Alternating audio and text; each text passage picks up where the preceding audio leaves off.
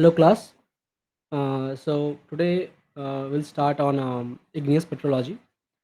This discipline actually, focuses on the origin, the classification, and the evolution of the igneous rocks. Those formed through cooling and solidification of magma or lava. So, as one of the primary branches of petrology, it provides valuable insights into the internal processes of the earth, including magmatism, tectonic activities, or settings, and the crustal formation. So in this session, we will begin with the formation of melt and crystal, and how the different magmas and rocks are formed. uh, Whatever igneous rock that actually you are seeing forms through a cycle of partial melting and crystallization of rocks. If you want to know what partial melting is actually nothing but when a rock is subjected to high temperature, which is enough to cause minerals to melt, but not all of them actually melts. So some part of the rock gets melted. That is called partial melting of rock. So all the rocks that you are seeing right now in nature have been formed due to once getting partially melted, and then again recrystallization of rocks and segregation, differentiation, all these new words we will discuss today. So okay, so let's start. So introduction: the solid earth, most of the earth is solid. Magma forms only under specific conditions. Okay, so the heat source is the internal heat that comes from. So what is the heat source of the earth, right? Heat source comes from three different sources. So first is the residual heat from accretion. Okay, the residual heat from accretion. Accretion means the process where the planet formed by accumulating smaller bodies like dust, gas, planetesimals through gravitational attraction. So it is the residual heat that has been stored in the earth, formed when the when the earth actually started cooling, and then it accumulated all the smaller particles like dust, gas, planetesimals through gravitational attraction. That heat is called residual heat from accretion. Next is heat from sinking materials to form the core. So heat resulted from sinking of the materials to form the core. So heat from the core. And third and the most important is the radioactive decay of elements. So radioactive decay of elements is the major heat source of Earth. Okay, all others are not so prominent, but the abundance or the majority of the heat source that is coming uh, from the Earth is the radioactive decay of elements. Okay, now next topic is the geothermal gradient. So as you can see in the right hand side, this is the geothermal gradient, which is increasing as we go from lower depth or from the surface of the earth to greater depths.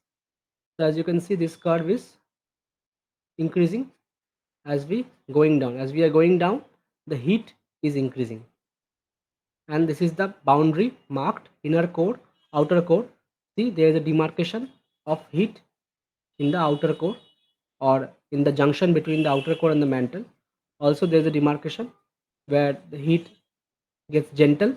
This is steeper. Remember, this is steep because the heat is increasing at a higher proportion than depth, whereas this is the gentle slope where the heat is not getting uh, not increasing at a rapid rate as we are getting down. And so remember, this is gentle slope, sorry, this is steeper slope, and this is gentle slope. Okay, so the temperature increases with depth, but is typically insufficient for melting. Okay, so as we know, the temperature is increases with depth. So this is the normal geothermal gradient of Earth, but this normal geothermal gradient does not necessarily results in melting of rocks. Okay, so under normal condition, temperature in the Earth shown by the geothermal gradient is lower than the beginning of melting of the mantle. So say the uh, let's say I'll just draw a diagram.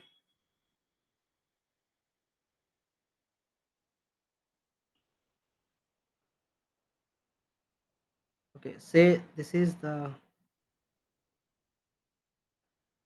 depth, or you can say pressure also. Pressure or depth is increasing. Here the temperature is increasing. Okay, T degrees Celsius. So let's say this is the geothermal curve. Okay, I have a rock, say here. Okay, say I have a rock here. So, and say the solidus is here. The solidus means in the left of this line. Solidus, this is a solidus. So solidus means on the left of this line we will get solid nature of rock. Okay, melting will start after it goes to the right of this line. Okay, so this zone, say from here it is solid plus liquid.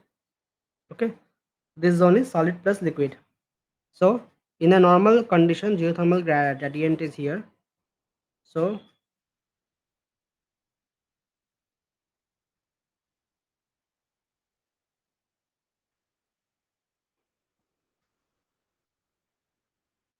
geothermal gradient is here. So any rock that falls here will not melt under normal condition because it is on the left hand side of the solidus line. On the left hand side of the solidus line. Fine. And this is say the liquidus. Okay. So this zone is solid plus liquid.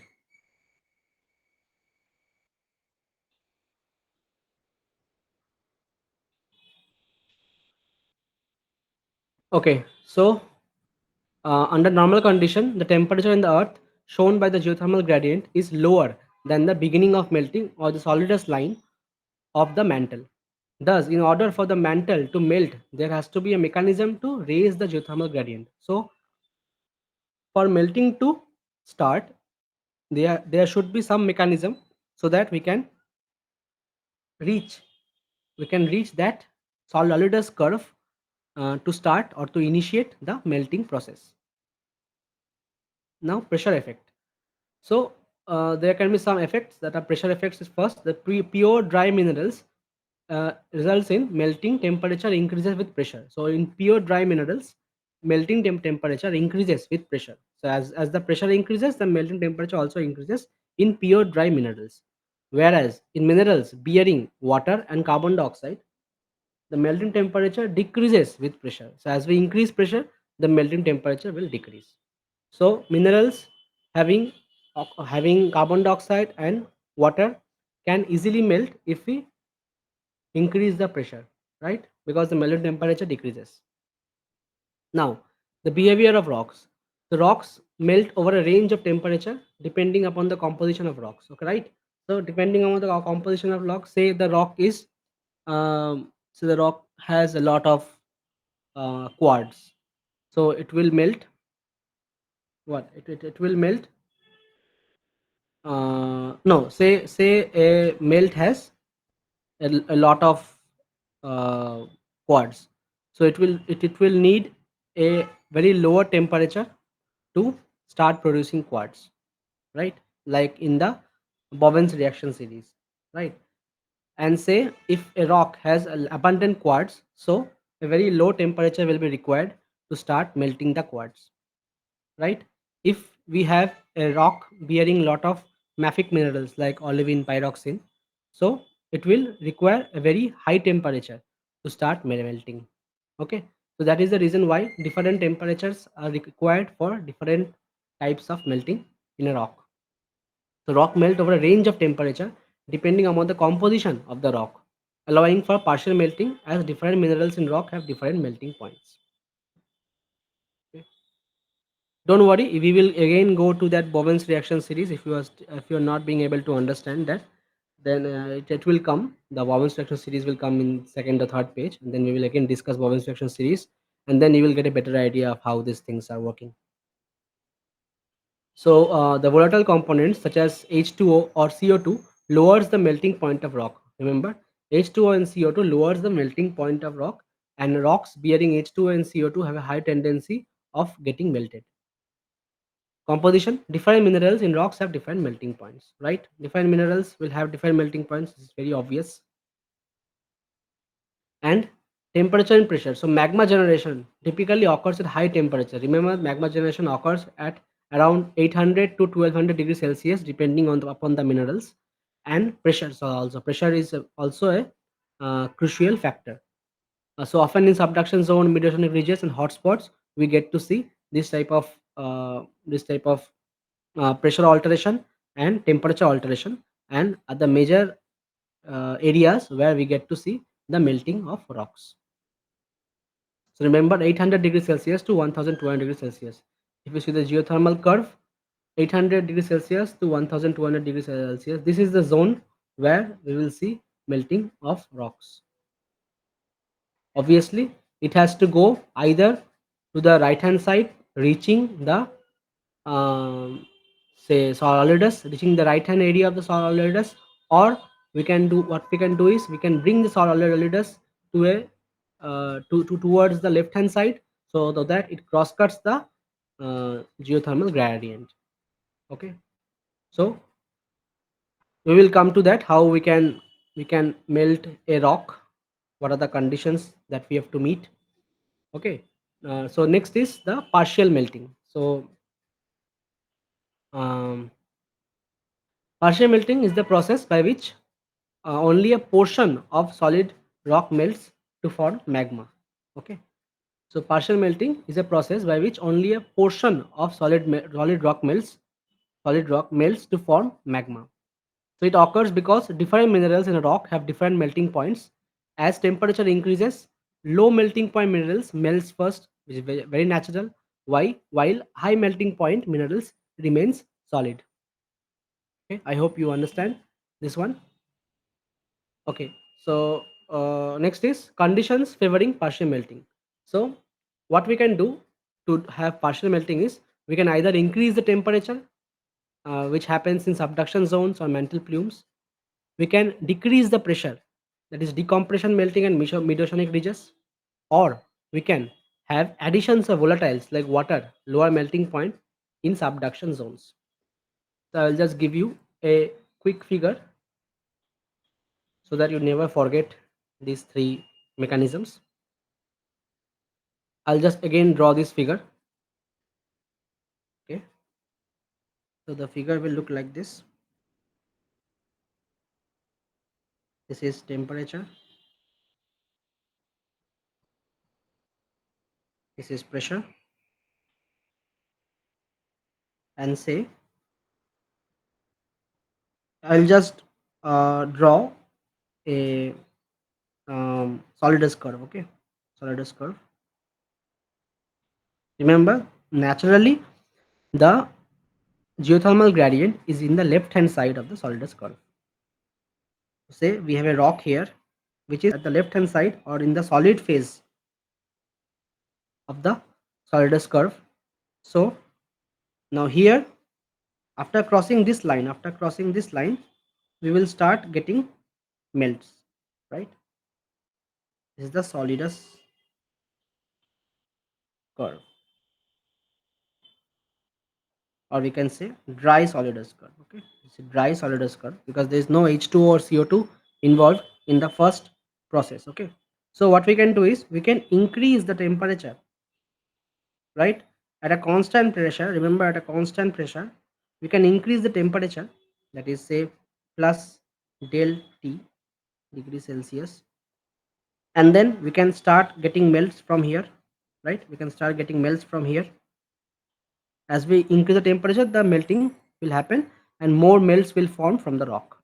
Or what we can do is we can decrease the pressure, right? We can also decrease the pressure at a constant temperature. Then from here the melting will start, right? Uh, as we decrease the pressure, the melting more melting will happen. Okay, so these two are the process by which a rock of certain temperature and pressure, say here of A, of pressure certain temperature, we can bring it to melt by increasing temperature. That is first condition, happens in say in subduction zones. And second one is we can decrease the pressure, that happens in mid oceanic ridges. Okay, and the third one can be we can bring the solidus on the left hand side by giving H2O input, right? Water input, water plus CO2. Water plus CO2 inputs results in shifting of the solidus curve, and we will name it as wet solidus curve, right? Wet solidus curve. Now this A that we have just mentioned of certain PT is in the right hand side of the wet solidus curve, so it will start melting. So A will start melting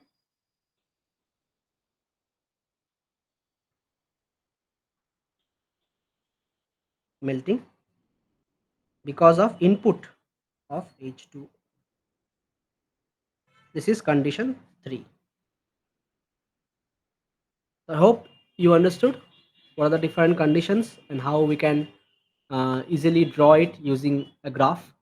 Okay, now we will discuss this elaborately. So increase in temperature at subduction zones or mantle plumes, decrease in pressure in decompression melting at major oceanic ridges, and addition of volatiles, example water, lowering melting points in subduction zones. Now role in magma generation.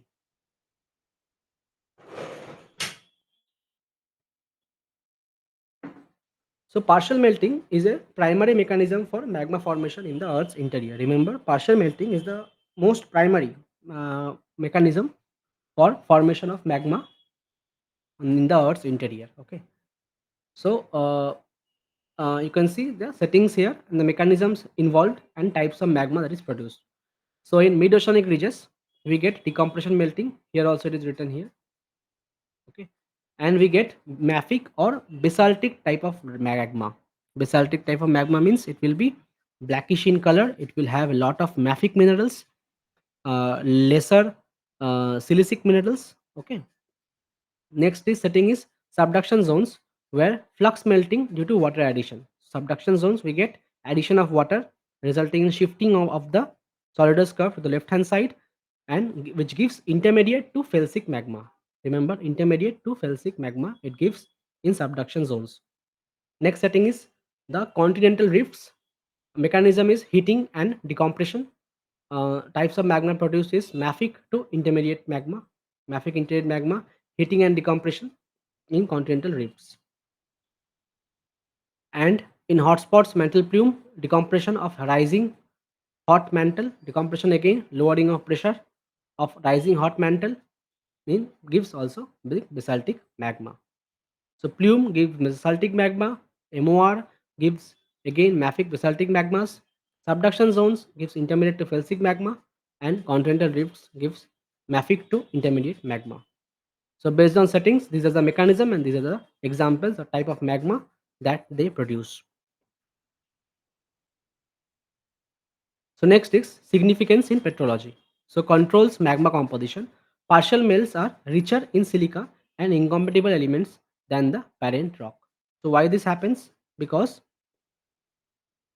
you know silica rich minerals have actually very low Like in comparison to other minerals, silica rich minerals have lower melting points or lower melting temperature, so they give so they can be converted to melt first. Okay, so that is the reason why partial melts are richer in silica. Partial melts are richer in silica because of their low melting points and incompatible elements than the parent rock. So incompatible elements are also incorporated into the magma. We will talk about incompatible and compatible elements later in this topic only. We will talk in maybe some other class. Okay. Now, crustal growth so contributes to formation and evolution of continental and oceanic crust. So this new type of new magma that are forming results in formation of continental and oceanic crust. And volcanic activity generates a variety of volcanic rocks depending on melting depths and source composition. So as we know that different minerals have different melting points. So it generates a volcanic rocks depending on melting depths. So depths also changes varies at different location, and the source compositions also varies at different location. So because of all these things, because of all this computation and combination of say the variation in source rock, the variation in temperature, the variation in pressure, the variation of minerals present, the variation of the melting points of different minerals in the rock, we get a diversified rock assemblage in the interior as well as at the crust of the earth, and that is the reason we get so many different types of assemblages. Okay, or diversity. So ways to generate magma. I have just discussed the three ways to generate magma. So these are the details or the explanation or the elaboration of the three methods. The first method is the raising geothermal gradient is decompression melting. Decompression melting is lowering of the pressure. Okay.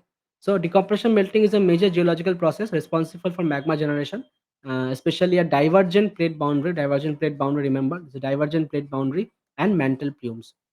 So if you just want a diagram of a divergent plate boundary, it will look like this.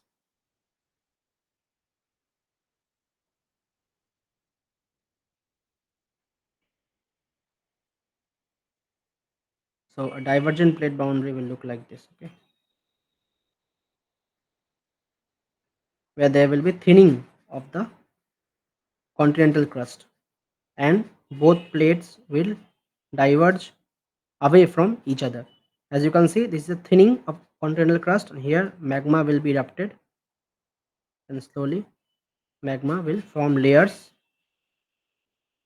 in the rock record. This is the plume that will generate magma, and mantle melting will happen due to lowering of pressure. This is MOR, mid-oceanic ridge, or it can be a continental rift also,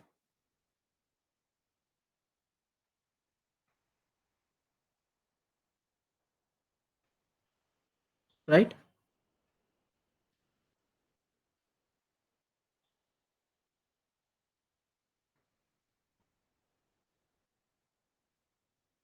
So this is a divergent plate boundary and mantle plumes. Mantle plumes are similar to that, but it will just be like a hole type of a thing or a fissure. Okay, mantle plumes are not plate boundaries, but intraplate volcanic activity. Okay, it can happen intraplate, just a hole where magma is coming out. Okay. So mechanism is hot mantle material rises to lower pressure as it ascends, increasing the geothermal gradient and partial melting or anastasis that starts. Understand? So anastasis actually means the melting. Okay, melting will start. Okay, now concept of decompression melting. The Earth's mantle remains solid despite higher temperature due to the immense pressure at depths.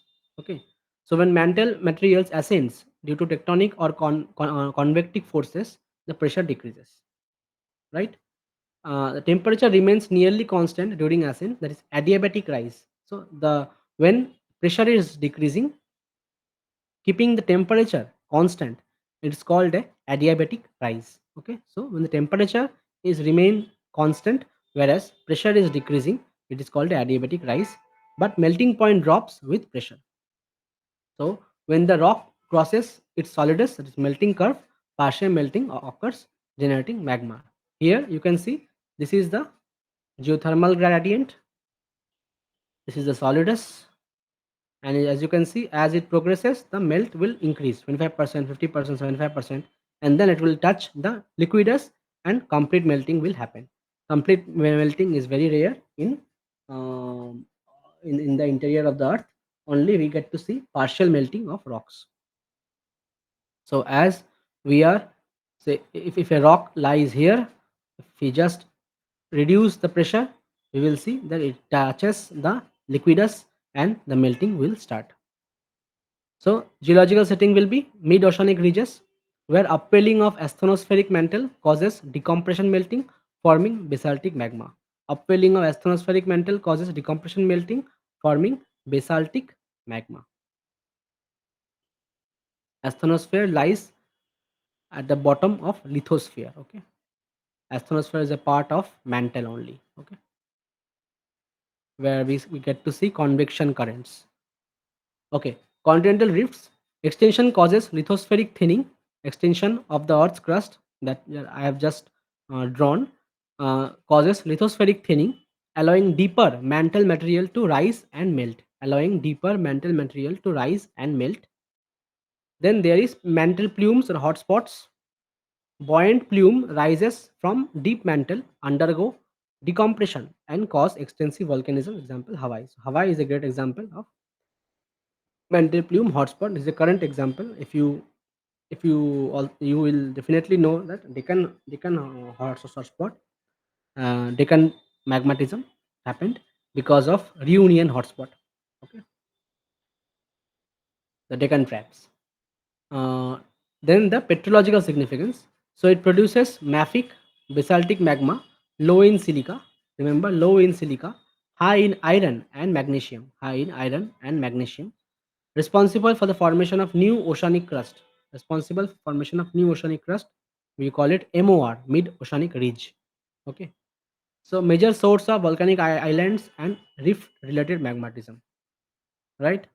Volcanic islands we get to see in a ocean continental convergence, and rift related magmatism we get to see in MOR or even in continental rifts.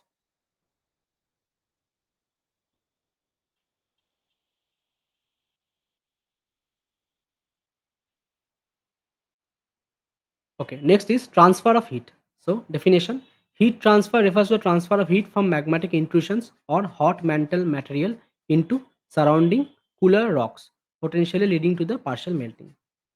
As I have discussed, the next mechanism is transfer of heat, or we are increasing the heat. Okay, so mechanism of heat transfer is first is uh, okay, first is conduction, convection, and advection. Okay, so conduction is heat transfer of heat, or the direct transfer of heat through contact between hot magma and surrounding rocks. So as you all know what conduction is, does require a medium. Okay, so like a direct medium, it should touch the heat generating surface. So direct transfer of heat through contact, should we have a contact between the hot magma that is generating the heat and the surrounding rocks, and thus heat can be dissipated to the surrounding rocks from the hot magma. This is conduction. Next is convection. Convection and advection is a new can be a new term for you. So convection is actually movement of heat via flowing molten or partially molten mantle materials. Convection is actually movement of heat via flowing molten or partially molten mantle materials. So what happens is convection currents. We get to see convection currents in the upper mantle, or in the asthenosphere, just below the lithosphere. So convection currents are actually uh, currents of heat. uh, Actually what happens is when a, say, a mantle or a rock is in a partial melt condition, and as it is heated, it expands and then it rises up. So this cycle of just draw it to you.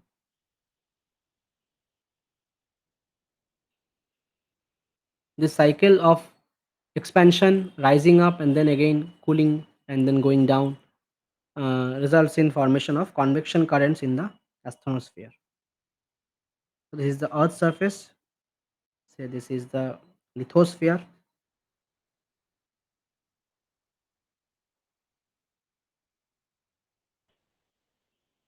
Lithosphere consists of the crust and upper part of upper mantle. Okay, lithosphere consists of the crust.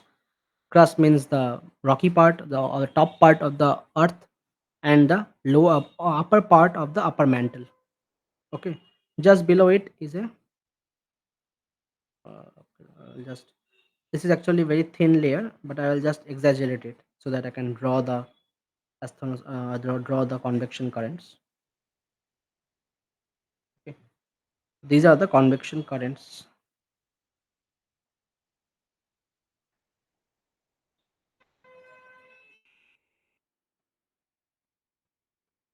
So it is heated, it gets expanded, and then it rises up, then it again cools down, and then goes back. So these are the convection currents that is forming in the astrosphere or below the lithosphere.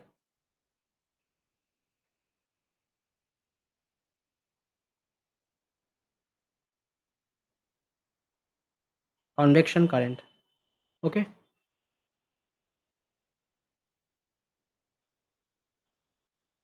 Next is advection. Advection is physical transport of heat by moving magma into a cooler crustal rock. Advection is the physical transport of heat by moving magma into cooler crustal rocks. So this is actually transfer of dissolved or suspended substance by the bulk movement of the magma. Also, it can be said as an upward draft of magma carrying all the dissolved and suspended substance by its movement. Okay.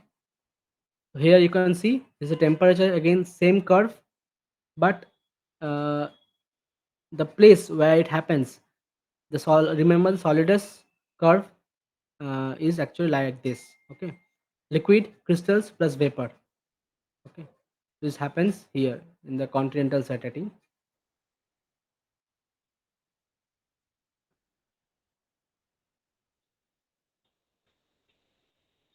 So this is a normal geothermal gradient. As we increase temperature, we will reach here in the right hand side. Okay, so if you can, you should draw this diagram also. You should draw, where was it? You should draw this diagram also. This is very important diagram. Also, you should draw in your answers these diagrams also. This diagram also.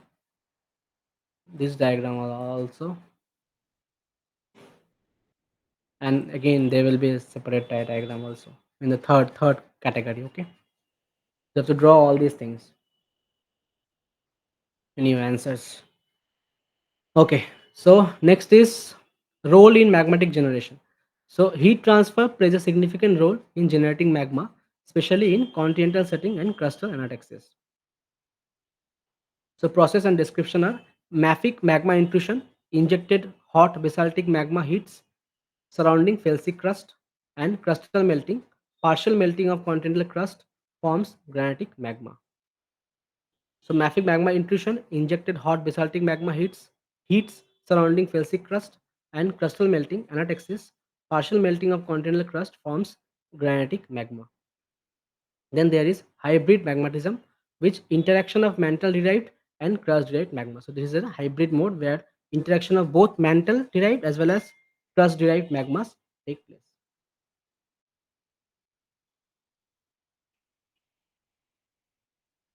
Felsic crust means actually feldspar, because in the crust we get a lot of feldspar. Okay, so felsic crust means feldspar related crust, not the new crust which is of say where near the MOR you will get a lot of mafic crust, because that has just generated, right? In new magmas are coming up in the MOR, and it is forming oceanic crust which is mafic. So That is not we are concerned about. We are concerned about felsic crust, that is old crust and contains a lot of feldspar.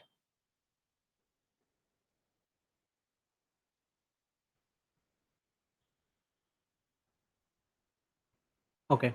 Okay. Continental arcs. Geological settings, continental arcs. Basaltic magmas from the mantle transfer heat into the continental crust.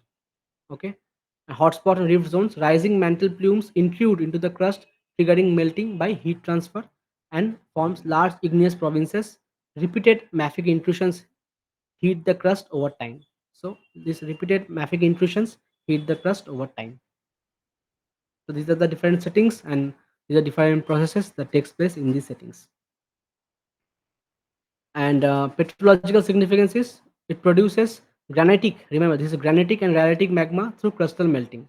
This is not basalt. Okay, leads to magma mixing and increasing magma diversity, drives crustal differentiation and contributes to continental crust growth. Okay, so remember it's very important, granitic and rhyolitic magma and not basaltic magma in case of decompression. Okay. So what is crustal differentiation? Crustal differentiation is actually it is a geological process where the Earth's crust, separate into layers of different composition and density uh, due to various physical and chemical processes. So it is a geological process where the Earth's crust separated into layers of different composition and density due to various physical and chemical processes. It is called crustal differentiation. Last mechanism is flux melting. Flux melting is incorporation of H2O and CO2. Definition: flux melting is the process of lowering the melting point of the mantle rocks through the addition of volatile substances, primarily water, this H2O, and carbon dioxide, CO2. These volatile acts as a flux, reducing the temperature at which rocks begin to melt. So these volatiles act as a flux. Flux means incorporation of a fluid, reducing the temperature at which rocks begin to melt. So the solidus is brought down towards the left hand side, reducing the pressure and temperature, and thus it it initiates melting. So mechanism of flux melting is at subduction zones, oceanic lithosphere carries hydrated minerals and sediments into the mantle. Okay. During subduction, oceanic lithosphere carries hydrated mineral sediments into the mantle. As the slab, the descending slab that is going downwards, increases pressure and temperature, cause this as the slab descends, increasing pressure and temperature causes these minerals to release water. So, as the temperature and pressure increases as the subduction slab goes down, that results in the release of water. So, the water infiltrates the overlying mantle wedge. Water infiltrates the overlying mantle wedge, lowering its melting point and causing partial melting. So, it lowers the melting point and causes partial melting due to incorporation of H2O from the descending slab. You want to get an idea of how this looks like, let me draw it to you.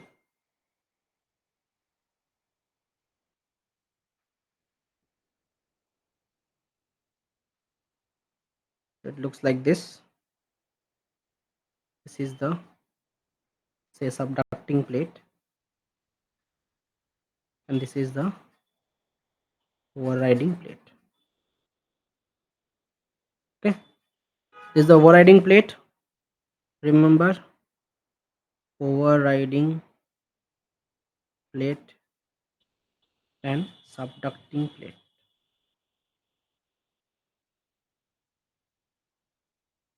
You can mark it as this, this. Fine. So these things brings water. So addition of plus H2O plus CO2, resulting in melting of these mantle rocks, resulting in melting of mantle rocks. Remember to use the word partial melting of mantle rocks.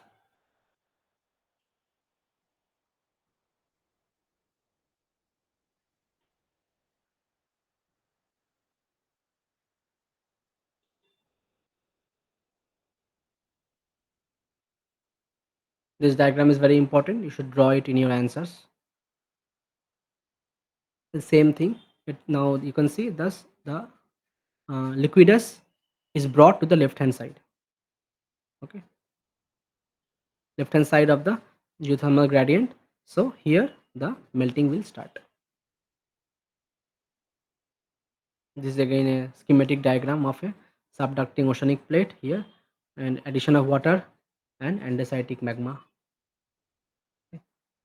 So the geological setting is subduction zones, convergent plate boundary. This is a convergent plate boundary. Water from subduction oceanic crust and sediments enter the overlying mantle wedge leads to partial melting and formation of andesitic and rhyolitic magma. Remember, this is andesitic and rhyolitic magma. Difference in magma due to the setting, due to the mechanism of melting. Typical of volcanic arcs like the Andes, Cascades, and Japan. These are the volcanic arcs. So you get volcanic arcs in a collision boundary on the overriding plate. This is the overriding plate, and left hand side this is the subducting plate. Now the role of magma generation. So factor and impact.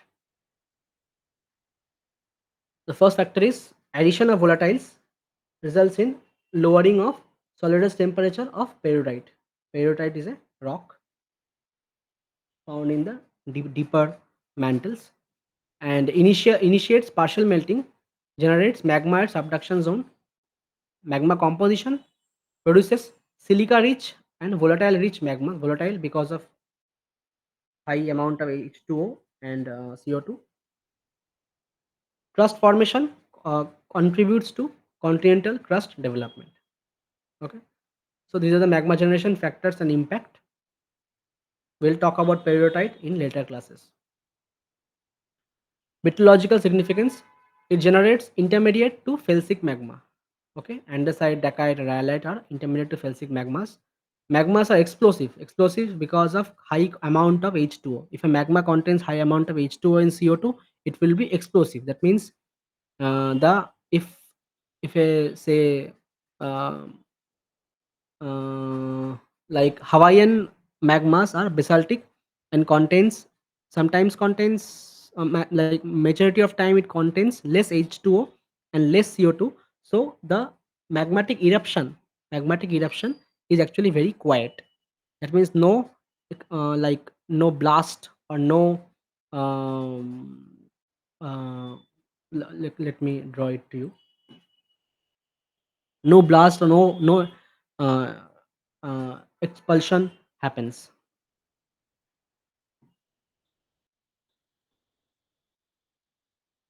So say I'm giving two types of a magma. Say this one case one, this is case two.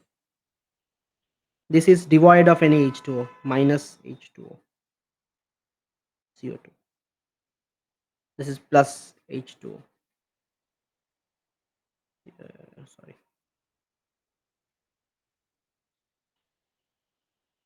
This plus H2O and CO2, this minus H2O and CO2. In this case, where there is no or very less amount of water and CO2, the magma will be like this, flowing nature. It will flow like this.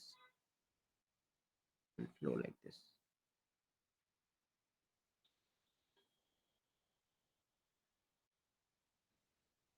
Magma will be a flowing nature. Okay. Whereas high amount of CO2 and H2O will give magma bursting nature. It will burst like that.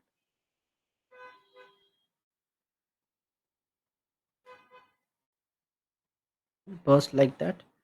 And then it will. This is a violent type of eruption. Example, it happened in Pompeii in Italy. Pompeii in Italy. Many years back it happened. In Pompeii, Italy. A violent type of eruption whereas this quiet type of eruption happens in Hawaii, where there will be fumes and very quiet type of magmatic eruption. This is magma. This happens results in formation of pyroclastic deposits also. It ejects out pyroclasts.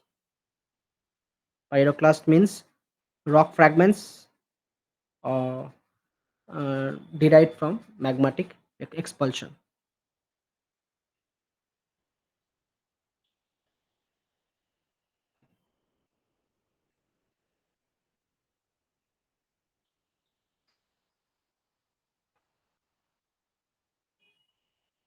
So generates intermediate to felsic magmas. Magmas are explosive. Remember, these magmas are explosive, rich in volatiles, and form composite volcanoes. Form composite volcanoes. We'll talk about composite volcano later.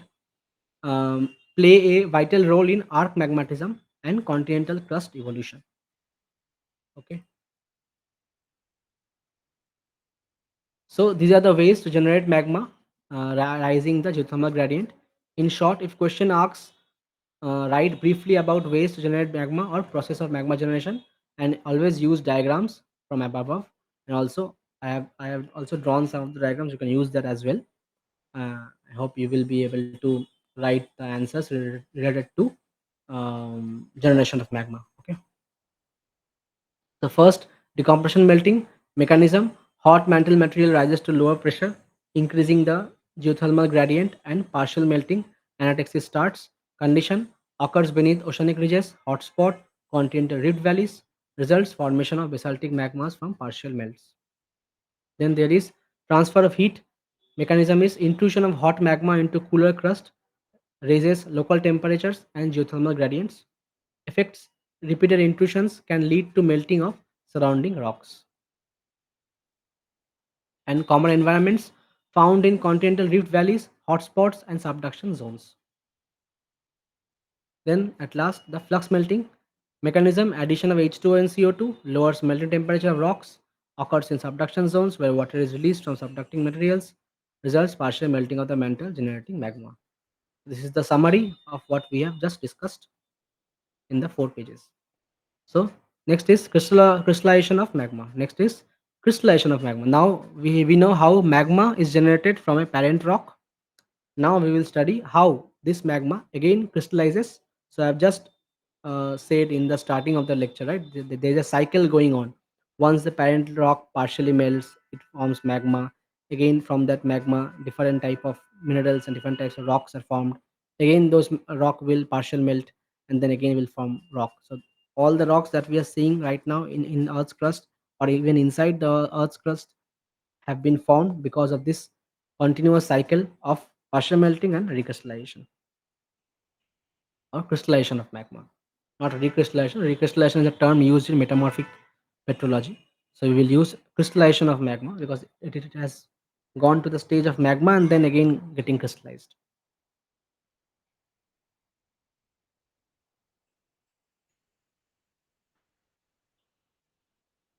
Okay. So you can see crystallization of magma. First is the cooling and crystallization. So as magma rises and cools, it begins to crystallize. The process can occur both underground, forming intrusive igneous rocks, and the surface forming extrusive igneous rocks. The process can occur both underground, forming intrusive igneous rocks, and the surface forming extrusive igneous rocks. So cooling rate depends on three factors that are intrusion depth. Deeper magma needs more time for cooling. Magma on the surface needs less time for cooling or months because temperature is higher at higher depths, whereas at lower depths. So this is the disparity. Shape and size of magma body: larger surface area, faster cooling; smaller magma body, slower cooling. So as surface area is more, so it will get more chances of getting cooled. So cools faster, whereas lesser surface area of the magmatic body, so it will take a lot of time for its cooling. Now presence of circulating groundwater is fast cooling. So if there is a circulating groundwater below it or above it, uh, results in um, decreasing temperature faster and then faster cooling. Third point is crystal formation. Crystal formation. Define minerals crystallize at different temperature. We know that a process or sequence described by Bowen's reaction series. Okay, this is the Bowen's reaction series, and I have just discussed in the mineralogy classes. So this is the Bowen's reaction series. You will remember this as OPAB. OPAB is a mnemonic used for olivine pyroxene amphibole biotite. OPAB, and then here from calcium to sodium plagioclase, and then ohm. Ohm means orthoclase muscovite and quartz. Okay, so K feldspar, muscovite, and quartz. And you can also see in the right hand side it's written as mafic to felsic. So the top minerals are actually mafic in nature, and so the first mineral to crystallize from a melt will be of mafic nature, that is olivine pyroxene amphibole biotite, because of their high melting point, whereas quartz, muscovite, orthoclase, these are of lower melting point and will form at last of felsic nature.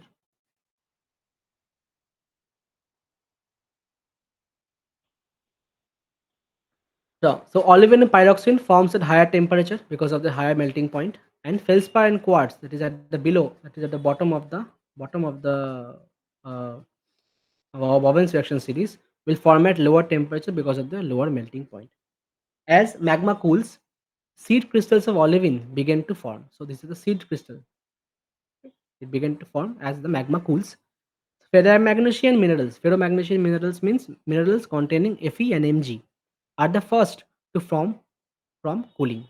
So it will first form ferromagnesian minerals.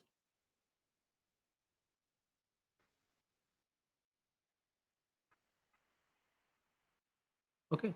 So Mg is incorporated in the mineral faster than Fe. Okay. So what happens is that if you remember the phosphorite phyllite series, if you remember the phosphorite phyllite series, there exists a solid solution. There exists a solid solution between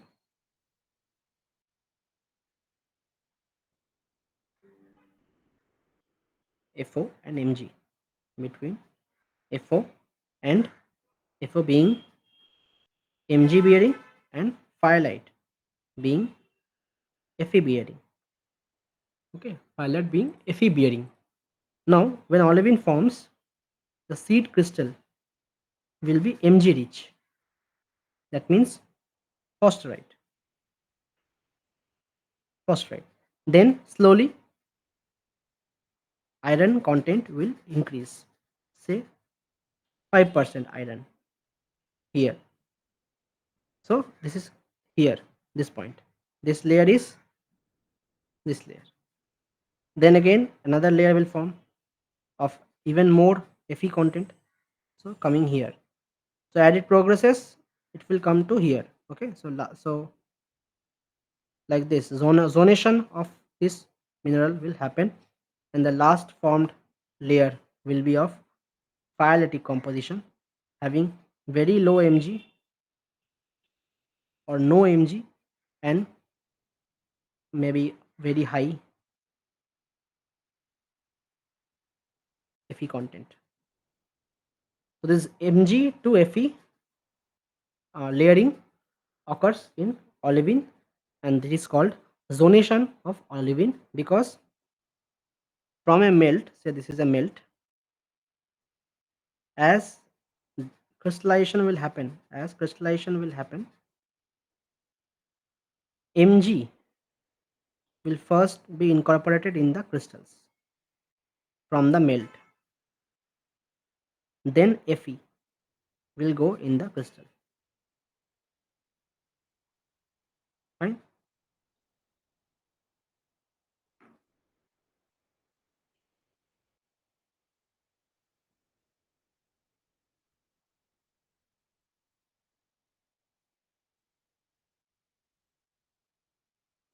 So as magma cools, seed crystal of olivine MgFe2SiO4 begins to form. Ferromagnesian minerals are the first to form from cooling. Ferromagnesium minerals are the first to form. That means olivine will form first, the first mineral to form. As crystallization continues, olivine crystals grow layer by layer over the seed crystal and form zonation. Olivine is not a single mineral but actually a mineral group. Olivine has more affinity of for Mg than Fe. So zonation develop as shown in diagram is the zonation.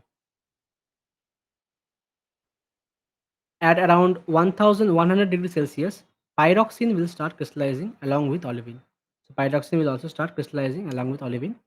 As olivine but pyroxene crystallizes, they suck out most of the Mg and Fe. So Mg and Fe will be lost from the initial melt and will be incorporated in the minerals that has been formed. So relative percentage of Mg therefore decreases and that of CaNa KAl increases. So in the melt, it will lack slowly and slowly it will lack Mg and Fe, whereas in the minerals the Mg and Fe concentration will increase. But in the melt, the other elements such as calcium, sodium, potassium, aluminum will increase because of decrease of this abundance of Mg and Fe, whereas in the minerals it will be devoid of calcium, sodium, potassium, and aluminum. Okay. So after Mg and Fe is removed, other elements starts to combine to form new minerals. So as Mg and Fe are removed, other elements will start to combine to form new minerals. This gradual change in magma composition is called fractionation. This gradual change in magma composition is called fractionation. Okay. And thus one magma source produces series of minerals through cooling and fractionation. Thus one magma will produce series of minerals through cooling and fractionation. So compositional change in magma as olivine crystallize out is removal of Mg-rich olivine, depletion of MgO in residual melt, then Fe remains in melt, enrichment in FeO, effect of magma composition this is, and continued crystallization, silica concentration increases, evolution of magma from ultramafic to mafic to intermediate composition. This will slowly grow to from ultramafic when olivine is crystallized, then pyroxene is crystallized, then amphibole, then biotite, then going to intermediate composition like that. Other elements, incompatible elements like potassium NaSi becomes more concentrated. So, in the magma composition, the incompatible elements are potassium, sodium, silica. Incompatible elements mean which tries to remain in the melt, whereas compatible elements means which goes easily in the minerals. Okay, so incompatible minerals like potassium, sodium, silicon, which are late to go to any mineral, becomes concentrated in the melt. Now, types of crystallization. So, there are two types of crystallization. One is fractional crystallization, another is equilibrium crystallization. Okay. So, fractional crystallization is definition. Fractional crystallization is a process where early formed minerals crystallize and are removed from the melt. Okay. So, early formed crystals are removed from the melt. Okay. So, I'll just bring the whiteboard and I'll just have to explain it to you because it's very important topic. Fractional crystallization and equilibrium crystallization. Students, please listen to this very carefully. Fractional crystallization is actually say this is a melt. This is a melt. So as we are decreasing the temperature, it will form crystals, right? It will form. Say first layer of crystal is formed. First layer of crystal is formed. Say olivine has formed. Okay, olivine has formed. Now in fractional crystallization,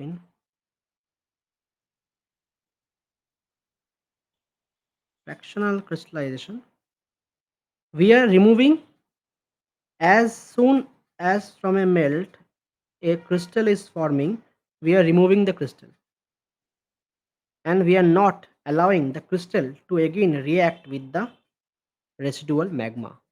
Okay, so fractional crystallization means that as any crystal is getting crystallized from the melt, we are as soon as it crystallized, we are removing the crystal from the melt or we are removing the melt from the crystal so that it does not again reacts with the residual melt.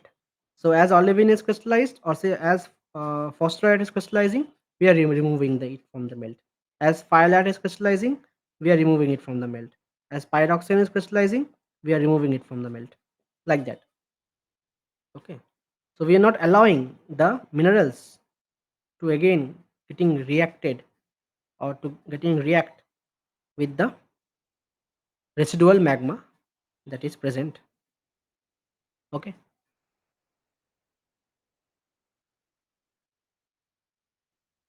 So it's the process where early formed minerals crystallize and are removed from the melt. Process and features are occurs in an open system where early formed crystals are physically separated from the melt. So this is a natural process where crystals are formed and getting separated. Okay. The residual magma becomes enriched in silica, alkalis, and incompatible elements. Just give me a break.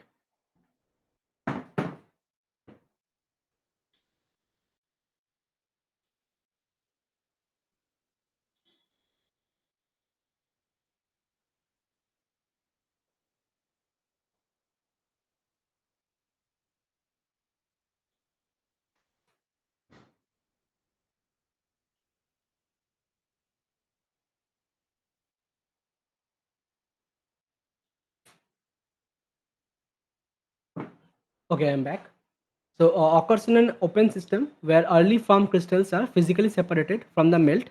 The residual magma becomes enriched in silica, alkalis, and incompatible elements. So as we are separating out the crystals from the melt, we will see the abundance or the concentration of other elements like silica or the different alkalis like potassium, sodium, and the incompatible elements that are not being incorporated in the minerals faster will be will have their abundance increased in the melt. Okay. So this is one type of crystallization. There is fractional crystallization that happens in nature. Another, okay, so a lot of things are there. So drives magmatic differentiation, creating diverse igneous rocks from a single source. So this type of uh, crystallization results in formation of diverse igneous rock. Say one rock containing mostly uh, of olivine. Then it is separated out. Then another rock forms mostly of pyroxene and the say Fe or olivine. Okay, firelight that gets separated out, then forms pyroxene, mostly pyroxenes. Okay, Fe rich pyroxenes. Then it gets separated out like that. So petrological geological significance explains the formation of layered mafic intrusion and zonation of igneous bodies. So that results in formation of layered mafic intrusion. Okay, leads to the evolution of magma from mafic to felsic composition or basaltic to rhyolitic composition, common in magma chambers, especially in continental arcs and rift settings. So,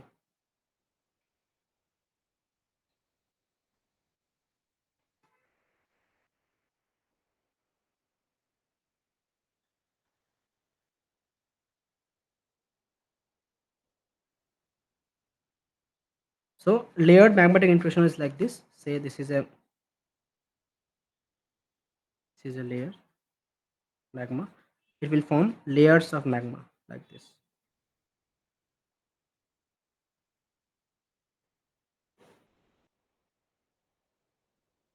Okay. First formed will be say mafic minerals. Then later it will form felsic mineral. So the mafic to felsic type of layering is called layered magmatic intrusion, and it can form mafic to felsic composition. It can be layered, not massive. Common in magma chambers, especially in continental arc and rift settings. So settings are continental arc, rift settings.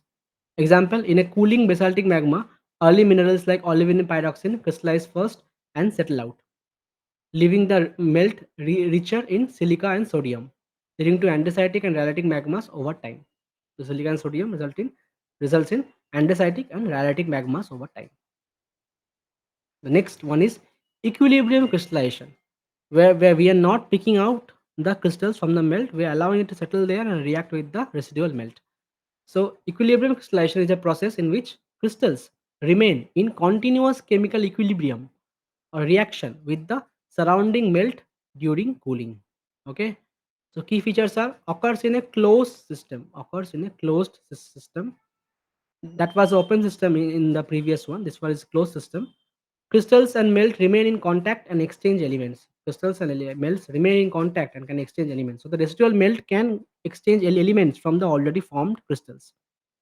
The final rock reflects the average composition of the original magma. So the final rock has the average composition of the original magma only, because the whole magma and the crystal were there only in situ. In situ means it was there only, in that place only. No removal of the crystals or melt took place. So occurs under slow cooling condition, typically at deep crustal levels. And end product is compositionally uniform. End product is compositionally uniform as a massive deposit of no layering, often formed coarse grained plutonic rocks. Often form coarse grained plutonic rocks because it gets time to coarse grained are formed generally when it undergoes slow cooling without any disturbance. It forms coarse grained plutonic rock, whereas finer grained rocks formed at the surface of the earth or near the surface of the earth. Plutonic rocks or coarse grained rocks forms in the interior of the earth. Fine grained igneous rock forms um, where there is a fast cooling happening. Okay, and very fine grained or glassy type of igneous rock like pillow basalts form when it is contact with uh, oceanic water. Okay, when it forms just above the ocean bed in contact with the oceanic water, it quenches. That means it cools very fast, resulting forming of glassy like pillow basalts. Okay. Petrological implication helps maintain a homogeneous chemical system. No magmatic differentiation occurs unless external processes interfere. Homogeneous chemical system, no external processes interfere. Contrast with fractional crystallization. Contrasts with it, where early form crystals are removed from the melt. So we know this now. Example: formation of gabbro from basaltic melt under slow cooling with all crystals in equilibrium with the melt. So it can form gabbro from a basaltic melt, right? Because it is undergoing constant reaction, as it is in constant equilibrium with the residual melt as it cools down. Texture. So some of the textures are written here, which is phaneretic, aphanetic, and porphyritic. Phaneretic means coarse grained texture in intrusive rocks where crystals are visible. Aphanetic means fine grained textures in extrusive rocks where crystals are too small to see. Porphyritic means mixed texture indicating two stages of crystallization, larger grains in a finer matrix. So let's quickly draw all those textures.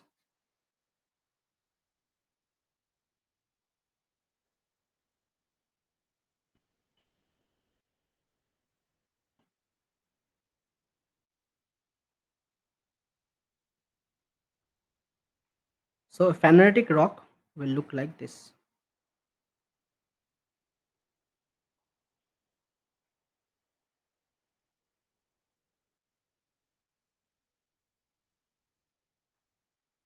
with big chunks of crystals. Okay.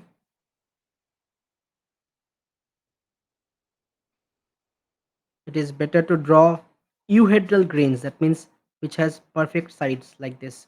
Don't draw anhedral grains. Anhedral grains means like this. Anhedral grains looks like this with rounded shapes. Euhedral grains looks like this with proper edges. Okay.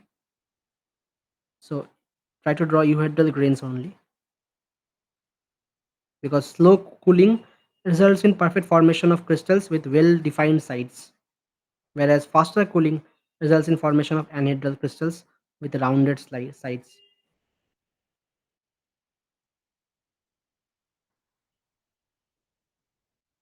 Okay, so this is a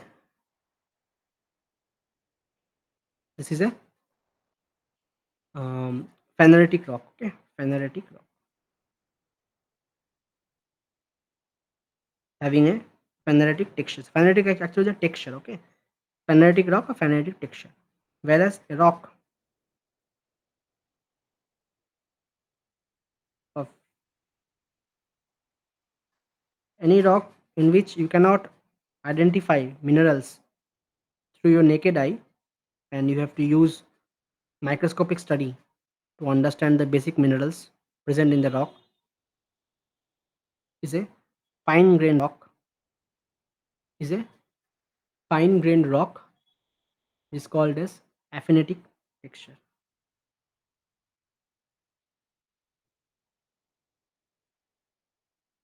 Aphanetic texture. Okay. And porphyritic texture happens in two stages of cooling, where first large crystals may have formed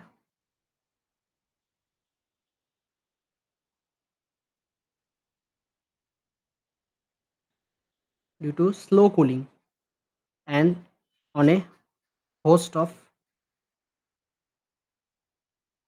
fine grained crystal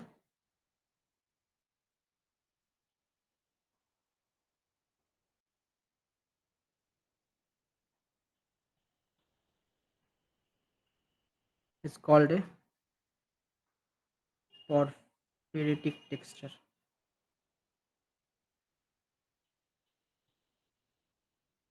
Porphyritic texture. These are slow cooling. These are fine grains, fast cooling. Fine grains, fast cooling. Okay. We will study about textures more in upcoming classes, so don't worry. So these are how this structure looks like. Phenolitic rock, which has formed very good shaped crystals, bigger shaped crystals, well defined faces, and has formed due to slow cooling. Aphanetic textures rocks or aphanetic rocks have formed with faster cooling, forming smaller grains, mostly anhedral grains, and porphyritic texture, which has formed due to two alternating phases of cooling. One is faster, one is slower. Okay, results in formation of this type of rock. We will see islands of clasts which are slowly cooled, be bigger clasts in a fine grained matrix. Okay, so you will see mixed texture indicating two stages of crystallization, larger crystals in a finer matrix. Okay, so this was it for this class. In the next class, we'll start from types of zoning observed in minerals, and then we'll continue. Okay, thank you. Meet you in the next class.